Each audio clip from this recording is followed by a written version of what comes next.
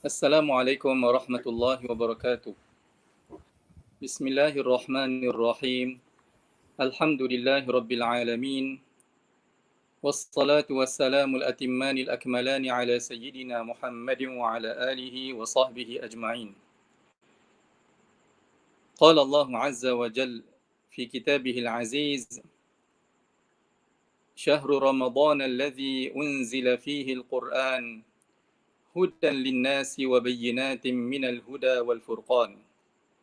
Wa qala ta'ala Inna anzalnahu fi laylatil qadr wa ma adraka mal qadr.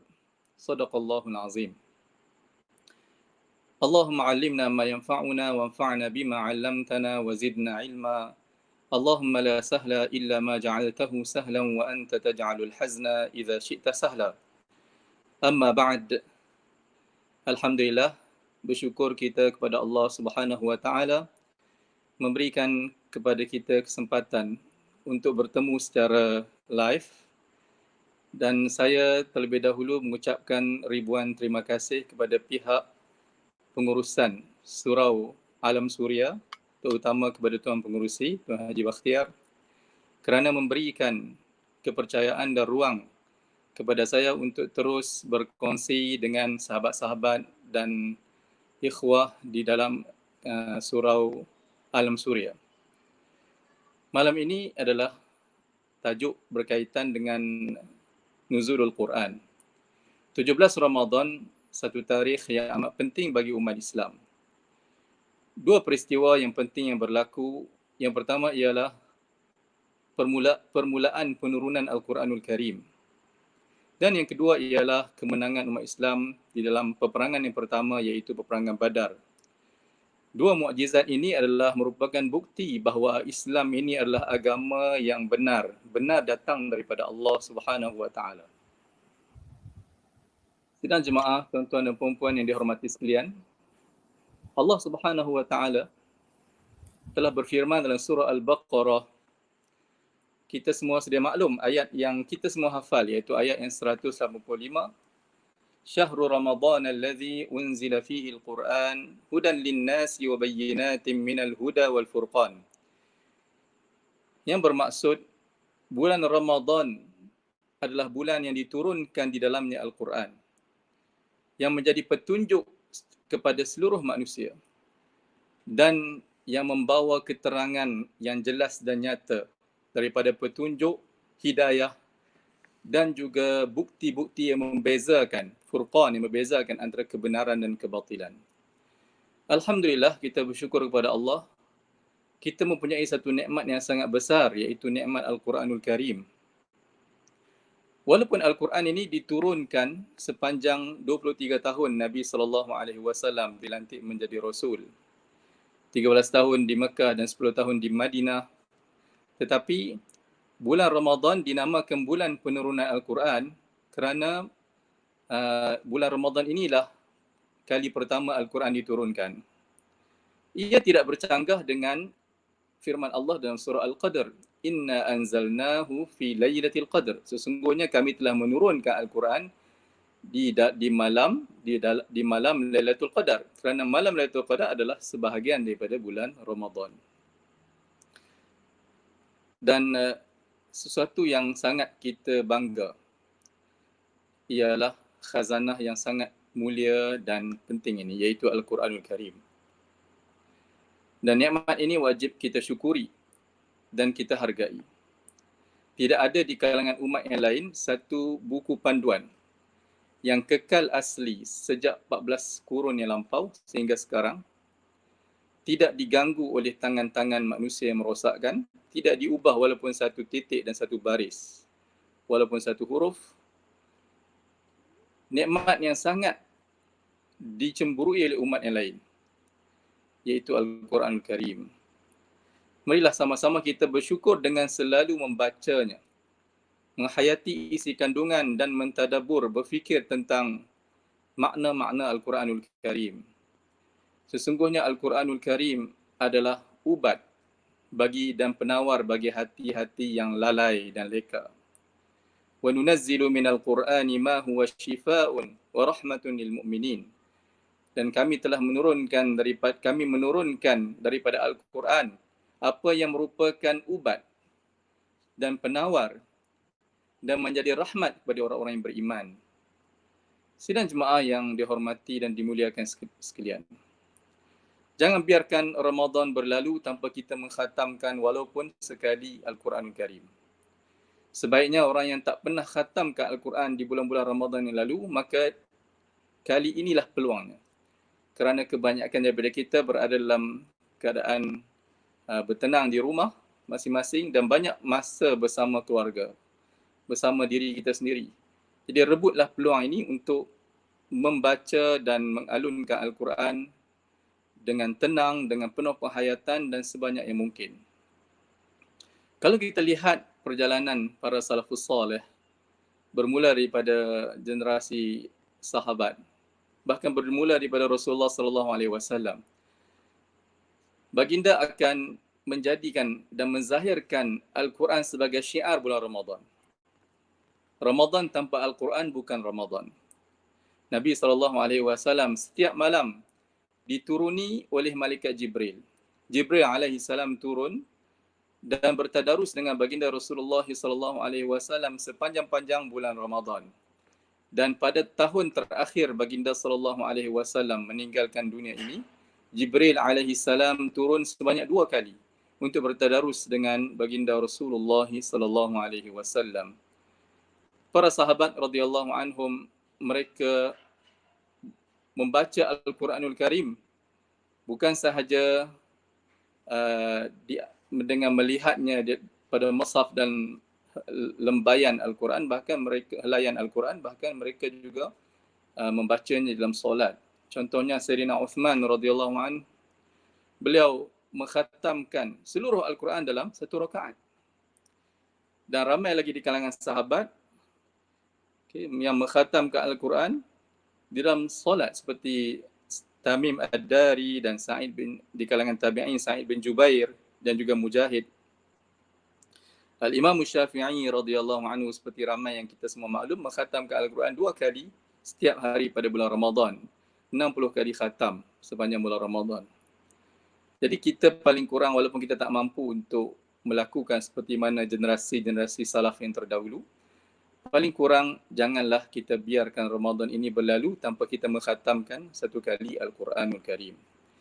Sesiapa yang dah biasa khatam sekali, maka cuba dia tingkatkan khatam 2 kali pada tahun ini. Siapa yang dah biasa khatam 2 kali, cuba dia perbanyakkan lagi, aturkan, disiplinkan, aturkan masa dengan baik, khatam sebanyak 3 kali pada bulan ini. Dan juga jangan lupa untuk menghayati dan cuba mentadaburkan dan membaca terjemahan Al-Quranul Karim dan menghayatinya. Isi-isi kandungan Al-Quranul Karim yang berkaitan dengan kisah-kisah tauladan para anbiya, para awliya, itu boleh kita mendapat manfaat dengan hanya membaca terjemahan sahaja. Cerita Allah Subhanahu Wa Taala mengkisahkan tentang perkara-perkara gaib seperti apa yang akan berlaku di akhirat kelak, cerita tentang nikmat-nikmat syurga, nikmat-nikmat neraka. Perlu kita berhenti sejenak dan berfikir dan menghayati dan merenungkan isi kandungannya, agar benar-benar iman kepada akhirat itu menusuk masuk dalam hati kita. Sebenarnya Al-Quran adalah sebaik-baik zikir. Semua para ulama, jumhur ulama, bahkan semua para ulama, tiada khilaf di kalangan para ulama, mereka mengatakan bahawa Al-Quran adalah sebaik-baik zikir. Oleh itu, hendaklah kita memperbanyakkan membaca Al-Quranul Karim, dan sudah tentulah orang yang memahami dan mempelajari bahasa Arab, menguasai bahasa Arab, mereka mempunyai kelebihan untuk mentadabur Al-Quran dengan sebenar-benar tadabur. Kerana Al-Quran ini diturunkan dalam bahasa Arab. Inna anzalnahu Qur'anan Arabiyya. Kami telah menurunkan Al-Quran dalam bahasa Arab. Oleh kerana itu,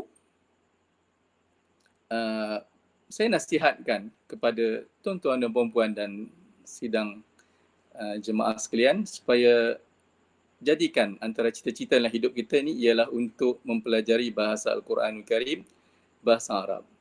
Kerana semakin kita menguasai dan memahami bahasa Arab, maka semakin dekat kefahaman kita terhadap isi kandungan Al-Quran dan penghayatan kita. Dan para ulama selalu menekankan agar kita jangan lupa untuk membaca Al-Quran pada waktu sahur. Kerana Allah Subhanahu wa taala berfirman, "Wa Qur'an al-fajr, inna Qur'an al-fajri kana mashhuda." Dan bacalah Al-Quran pada waktu fajar, waktu sebelum subuh, waktu sahur, kerana sesungguhnya Al-Quran yang dibaca pada waktu sahur itu disaksikan oleh para malaikat. Tuan-tuan dan puan-puan yang dikasihi sekalian, Al-Quran ini tak macam bacaan yang lain. Buku yang lain kalau kita baca, buku novel ke atau buku cerita ke, cerpen ke ataupun apa sahaja artikel yang kita baca kali pertama mungkin kita teruja kalau isi kandungan dia baik. Tapi kalau kita baca kali kedua, kali ketiga, lama-lama kita akan jadi biasa. Kita akan sejemu. Begitu juga kisah yang kita dengar. Ataupun setengah orang dia suka tengok cerita. Kali pertama, kali kedua mungkin dia teruja dan seronok. Tetapi akhirnya dia jemu dan dia boring. Berbeza dengan Al-Quranul Karim, percayalah bahawa semakin kita mengulang-ulang dan membacanya, maka semakin kita akan merasai kemanisan dan keindahannya. Semakin kita memperbanyakkan bacaan Al-Quranul Karim dan membasahkan lidah kita dengan membaca Al-Quranul Karim, maka semakin kita boleh merasai keindahan dan kekhusyukan dan kelazatannya di dalam hati kita. Dan ini adalah nikmat maknawi yang tidak boleh dirasai melainkan dengan orang yang telah merasainya. Tanyalah orang-orang yang menghafal Al-Quran dengan tekun dan kualiti, yang selalu mengulang-ulang bacaan Al-Quran dalam solat mereka pada waktu malam. Tanyalah kepada mereka apakah nikmat yang paling besar kamu rasai dalam hidup atas dunia ini. Nescaya mereka akan menjawab bahawa nikmat mengalunkan bacaan Al-Quran dalam solat ketika manusia semua sedang tidur. Ketika itu kita akan merasai kebesaran Allah, dekatnya Allah Subhanahu wa taala. Hakikat kebenaran yang paling terang di atas dunia ini ialah kewujudan Allah Subhanahu wa taala, Tuhan yang menciptakan dan mentadbirkan segala-galanya. Ia adalah kalamnya, kalam Tuhan yang menciptakan. Jadi sebelum kita bertemu dengan Allah Subhanahu wa taala di akhirat, kalau kita selalu membaca dan merindui untuk mendengar dan mengalunkan bacaan Al-Quran, maka itu petanda yang baik bahawa insya-Allah di akhirat kelak kita dikurniakan melihat zatnya, iaitu nikmat yang paling besar dalam syurga. Tetapi kalau kita malas membaca Al-Quran dan kita melayan was-was daripada syaitan supaya kita tidak membuka Al-Quran, maka dibimbangi kalau kita mati dalam keadaan yang tidak baik.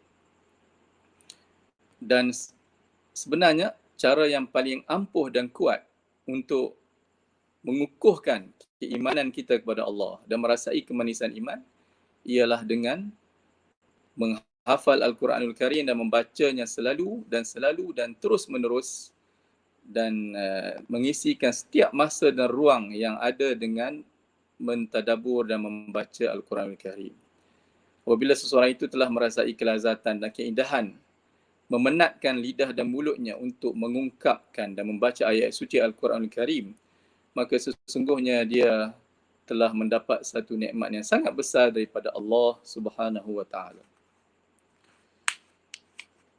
Dan saya ingin menasihati dan memesan kepada diri saya sendiri dan kepada semua sahabat yang melihat video ini, jangan lupa untuk apabila setiap kali kita mengkhatamkan Al-Quran, kita niatkan pahala bacaan itu kepada junjungan besar Nabi Muhammad SAW, ahli keluarga baginda dan para sahabat baginda yang berjuang menyampaikan agama ini kepada kita.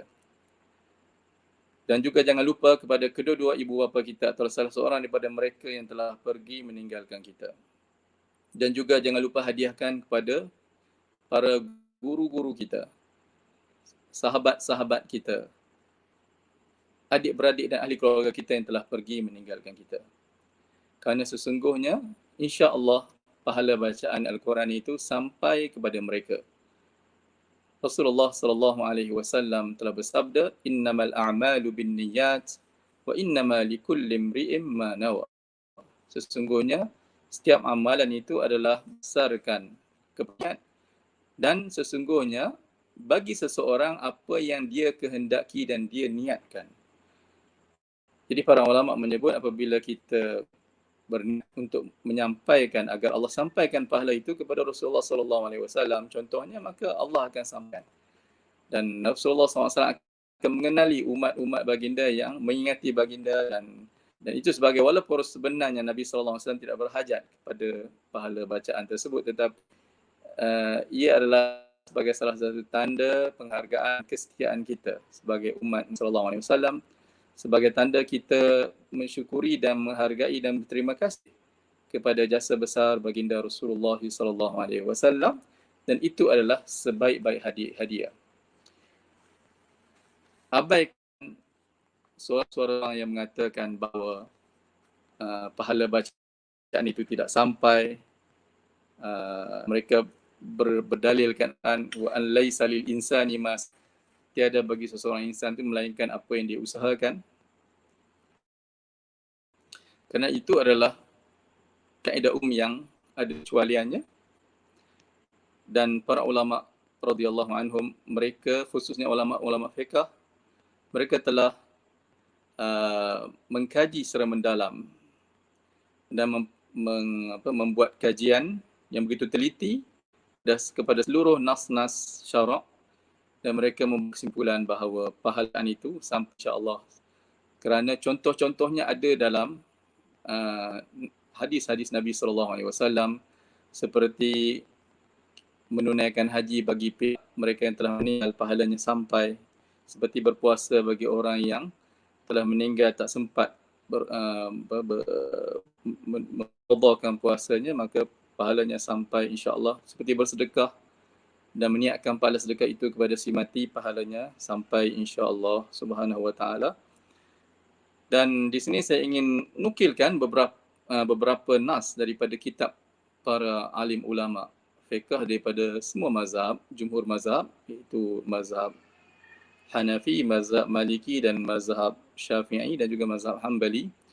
Mereka semua jumhur ulama mengatakan bahawa apabila seseorang itu berdoa dan berniat memohon kepada Allah agar disampaikan pahala bacaan ataupun pahala amalannya kepada orang-orang tertentu, maka insya-Allah akan disampaikan oleh Allah kepada hajatnya itu. Nas yang saya petik ini adalah daripada kitab-kitab yang mu'tabar. Kitab-kitab yang mu'tamad dan mu'tabar adalah setiap mazhab. Kitab Ad-Durrul Mukhtar dan Hasyiahnya karangan Al-Imam Ibn Abidin, antara kitab rujukan utama dalam mazhab Hanafi, beliau menyebut dengan jelas, sarraha ulama'una fi babil hajji 'anil ghairi anna lil insani an yajthawaba 'amalihi li ghairihi salatan aw sauman aw sadaqatan aw ghairaha.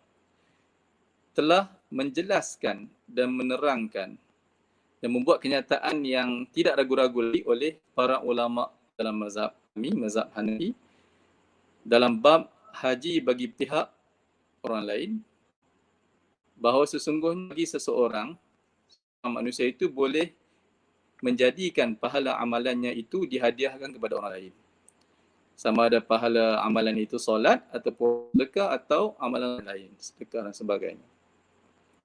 Ini nas jelas daripada kitab Ad-Durrul Mukhtar yang terkenal dengan Hasyiah Ibn Abidin. Itu dalam mazhab Hanafi. Dalam mazhab Maliki juga Al-Imam saya petik daripada kitab Mawahibul Jalil. Ia juga antara kitab yang mu'tamad dalam mazhab Maliki. قال في التوضيح وإنما كانت هذه الأشياء كالصدقة والدعاء والإهداء عنهم أولى لوصولها إلى الميت من غير خلاف بخلاف الحج انتهى. وقال الشارح في الكبير والدعاء جار مجرى الصدقة. berkata dalam Tawdih, kitab Tawdih, ulama pengarang Tawdih, jadi imam dalam kitab Mawahibul Jalil, dia menakalkan daripada kitab At-Tawdih bahawa sesungguhnya beliau menyebut bahawa sesungguhnya semua perkara ini seperti sedekah dan doa dan menghadiahkan pahala bacaannya lebih utama sampai kepada si mati tanpa khilaf. Yang disebut tanpa khilaf. Berbeza dengan haji. Haji sekiranya diwasiatkan, ada khilaf di kalangan ulama, sekiranya diwasiatkan atau tidak diwasiatkan. Kalau diwasiatkan baru sampai, ada kata kalau tak wasiat pun sampai dan sebagainya. Tapi sedekah dan doa dan amalan yang lain, kalau kita selepas kita lakukan amalan itu dan kita niat dan doa kepada Allah, maka insya-Allah ianya sampai. Antaranya kitab daripada mazhab Hanbali iaitu kitab Mubdi' Syarah Muqni'. Qala Ahmadu al-mayyit yasilu ilaihi kullu syai'in min al-khair lin-nusus al-waridati fihi wa li'anna al-muslimina yajtami'una fi kulli misrin wa yaqra'una wa yuhduna limautahum min ghairi nakirin fakana ijma'an kad-du'a'i wal istighfar. Imam Ahmad berkata, Ahmad bin Hanbal, orang yang mati itu sampai kepada dia setiap sesuatu daripada kebaikan yang dihadiahkan oleh orang yang hidup. Kerana nas-nas yang banyak yang warid dalam masalah ini dan juga kerana seluruh orang-orang Islam di setiap bandar dan negeri, di mana-mana mereka membaca dan menghadiahkan pahala bacaan itu kepada jenazah-jenazah mereka yang telah pergi tanpa sebarang ingkar. Tidak ada siapa pun ulama yang mengingkari amalan itu. Maksudnya amalan baca-baca ramai-ramai dan menghadiahkan pahala bacaan ini dalam sejak zaman salafus salih. Maka dia adalah ijma'. Jadi Imam Ahmad bin Hanbal mengatakan ijma', tidak ada khilaf bahawa pahala bacaan itu sampai. Seperti doa dan juga istighfar. Dalam mazhab Syafi'i, saya petik daripada kitab Mughnil Muhtaj, juga kitab Mu'tamad dalam mazhab Syafi'i, qala Tibus Syarbini rahimahullah, qala Ibn Salah, wa yanbaghi an yaqula Allahumma awsil thawaba ma qara'na li fulanin, fayaj'aluhu du'aan, wa la yakhtalifu fi dhalika al-qarib wal-ba'id, wa yanbaghi al-jazmu bi naf'i hadha, li'annahu idha nafa'a ad-du'a wa jaza bima laysa lid-da'i, fala an yajuza bima lahu awla. وهذا لا يختص بالقراءة بل يجري في سائر الأعمال. Al-Imam Ibn Salah telah berkata, ini nas dalam mazhab Syafi'i, dan sepatutnya seseorang itu berkata, Ya Allah, berdoa, Ya Allah, Ya Tuhanku, sampaikanlah pahala bacaan yang telah kami baca ini kepada fulan. Sebut nama orang itu, kepada ayah kita, kepada datuk kita, kepada guru kita. Maka jadikan ia doa. Semasa khatam tu kita sebut begitu depan Allah Ta'ala, Ya Allah, jadikanlah pahala khatam ini, Ya Allah, terimakanlah khatam Al-Quran aku ini ataupun kami ini, walaupun dalam keadaan kekurangan, kelemahan, terimalah dan sampaikanlah pahala bacaan khatam ini kepada, misalnya, sebut nama ayah kita, sebut nama ibu kita yang telah meninggal, khususkan dan jadikan ia doa. Dan tiada khilaf dalam masalah ini, di dekat ataupun oleh orang yang dekat ataupun orang yang jauh. Jadi kalau tak semestinya orang yang dekat dengan kita sampai, orang jauh, orang yang jauh pun sampai. Contohnya kita kagum dengan seorang tokoh, kemudian dia telah pergi, dia banyak sumbangan daripada negara, pada masyarakat, so kita nak hadiahkan pahala bacaan tu kepada beliau, maka itu juga insya-Allah harus dan sampai. Wa yanbaghil jazmu bi naf'i hadha, dan wajib, dia kata sini, sepatutnya dengan manfaat tips ini, tips selepas kita buat satu amalan soleh, kita doa, kita tawajuh kepada Allah dan mohon kepada Allah agar sampaikan kepada orang-orang yang kita kendaki pahala amalan ini. Kerana sesungguhnya doa itu memberi manfaat.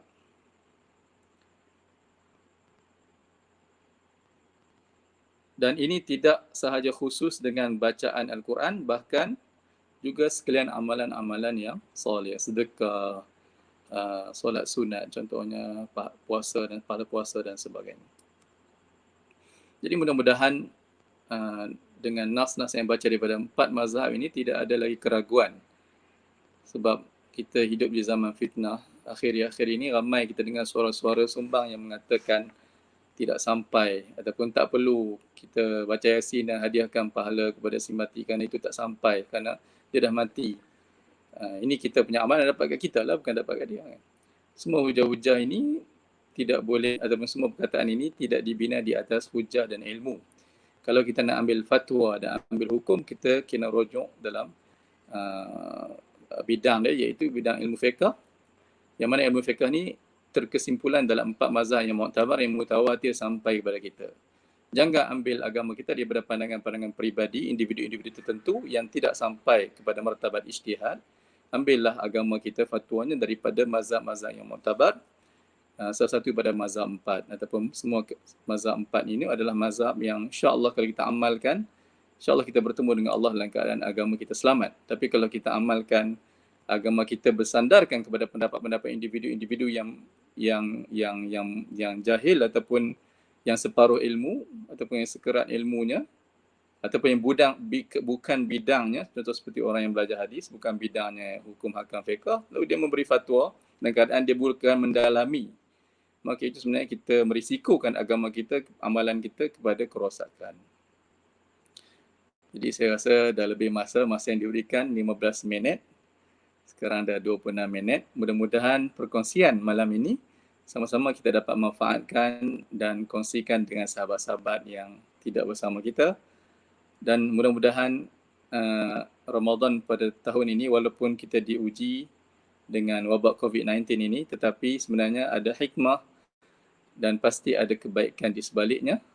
Saya boleh rasai bahawa hubungan saya dengan isteri dan anak-anak lebih rapat dan banyak masa untuk saya bersama dengan mereka, memperbetulkan bacaan Quran mereka, melihat homework mereka dan sebagainya. Dan kita walaupun bagaimanapun kita redha dengan ketentuan Allah SWT dan kita doakan agar wabak ini cepat segera dibersihkan dan disucikan daripada bumi Malaysia tercinta dan seluruh dunia, dan mudah-mudahan kita kembali kepada kehidupan yang lebih berkat dan lebih bermakna, insya-Allah Subhanahu wa taala. Jadi saya rasa cukup sekadar itu. Akhir kata pesanan dari saya, jangan lupa untuk membaca Al-Quran. Jadikan wirid harian kita, istiqamah, dan jangan lupa untuk memperbaiki bacaan Al-Quran Al-Karim, bertajwid dengan makhraj dan sifat huruf yang sempurna, kerana huruf yang dibaca dengan sempurna dapat 10 kali ganda. Kalau tak baca dengan sempurna, ada huruf-huruf, sifat-sifat huruf yang kurang tepat, maka pahala itu tak dapatlah penuh 10. Dan juga kalau boleh cuba untuk hafal Al-Quranul Karim, mulakan dengan surah-surah yang pendek dulu, dan surah-surah yang kita hafal, kita baca dalam solat sunat kita, solat sunat tarawih kita, sunat tahajud kita, sunat duha kita. Jadi insya-Allah dengan itu Al-Quran semakin hari semakin banyak tersemat dalam hati dan dada kita semua. Mudah-mudahan Allah Ta'ala menjadikan kita semua di kalangan ahli Al-Quranul Karim yang cintakan Al-Quran. Sesiapa yang cintakan Al-Quran, maksudnya dia akan pasti dia cintakan Allah. Dan kita sama-sama berpesan antara sama kita agar bersungguh-sungguh untuk merebut peluang Ramadan pada kali ini, membasahkan Al-Quran, membasahkan lidah kita dengan Al-Quran, dan membacanya dan menghafalnya dan menghayati isi kandungannya dan mengamalkannya. Aqul qawli hadza wa astaghfirullah li wa lakum. Wassalamualaikum warahmatullahi wabarakatuh. Bismillahirrahmanirrahim. Alhamdulillahirabbil alamin. Wassalatu wassalamu al-atimman al-akmalani ala sayyidina Muhammadin wa ala alihi wa sahbihi ajma'in. Allahumma ighfir lana dhunubana wa liwalidina warhamhum kama rabbawna shighara wa li jami'il mu'minina wal mu'minat wal muslimina wal muslimatil ahya'i minhum wal amwat. Allahumma barik lana fima baqiya min syahri Ramadan wa a'inna fihi 'ala al-qiyam was-siyam wa ghaddil basari wa hifzis sam'i wal lisan wa tilawati wa tadabburi wa khatmil Qur'an. Allahumma ja'alna jami'an min 'utaqa'i syahri Ramadan. Allahumma akrimna bi lailatul qadar. اللهم ارزقنا فضيلة ليلة القدر. اللهم ارزقنا إحياء ليلة القدر. اللهم اكتبنا من أهلها يا أرحم الراحمين ويا أكرم الأكرمين. اللهم إنك عفو تحب العفو فاعف عنا. اللهم إنك عفو تحب العفو فاعف عنا. اللهم إنك عفو تحب العفو فاعف عنا. فاعف عنا وعن والدينا وعن جميع المؤمنين والمؤمنات والمسلمين والمسلمات يا أرحم الراحمين. ربنا هب لنا من أزواجنا وذرياتنا قرة أعين واجعلنا للمتقين إماما. اللهم اجعلنا من أهل القرآن هم أهلك وخاصتك. اللهم ارزقنا تلاوته آناء الليل وأطراف النهار واجعله لنا حجة يا رب العالمين. اللهم إنا نسألك حبك وحب من يحبك والعمل الذي يبلغنا حبك. اللهم اجعل حبك أحب إلينا من أنفسنا وأهلينا ومن الماء البارد يا ذا الجلال والإكرام. يا ذا الجلال والإكرام. يا ذا الجلال والإكرام. اللهم اكشف عنا من الوباء والبلاء والفحشاء وتسلط الأعداء والغلاء ما لا يكشفه أحد غيرك. اللهم اكشف عنا هذا البلاء والوباء. اللهم إنا نعوذ بك من سيء الأسقام. اللهم إنا نعوذ بك من سيء الأسقام. اللهم إنا نعوذ بك من سيء الأسقام. اللهم ردنا والمسلمين جميعا إلى دينك ردا جميلا. اللهم ردنا والمسلمين جميعا إلى دينك ردا جميلا. اللهم ردنا والمسلمين إليك إلى دينك ردا جميلا يا أرحم الراحمين. ربنا آتنا في الدنيا حسنة وفي الآخرة حسنة وقنا عذاب النار. ربنا تقبل منا إنك أنت السميع العليم. تقبل منا على علاتنا إنك أنت السميع العليم.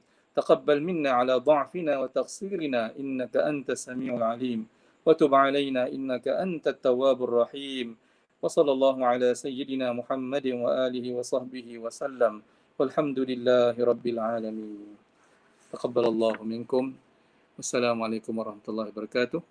Kita akhiri dengan tasbih kafarah dan surah Al-Asr. Subhanakallahumma bihamdika asyhadu an la ilaha illa anta astaghfiruka wa atubu ilaik. A'udzu billahi minasy syaithanir rajim. Bismillahirrahmanirrahim. Wal 'asri innal insana lafi khusr illa alladzina amanu wa 'amilus shalihat wa tawasaw bil haqqi wa tawasaw bis sabr. Terima kasih sekali lagi kepada pihak penganjur, pihak Surau Alam Suria dan semua hadirin yang mengikuti video live ini. Barakallahu fikum. Wassalamualaikum warahmatullahi wabarakatuh.